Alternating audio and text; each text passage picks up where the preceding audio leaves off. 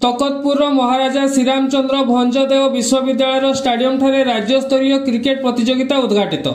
सोमवार दिन ओडिशा राज्य विद्यालय क्रीड़ा संगठन भुवनेश्वर और जिला शिक्षा कार्यालय मयूरभंज आयोजन में आज तकतपुर महाराजा श्रीरामचंद्र भंजदेव विश्वविद्यालय स्टाडियम ठारे आरंभ होईची राज्य स्तरीय क्रिकेट प्रतियोगिता।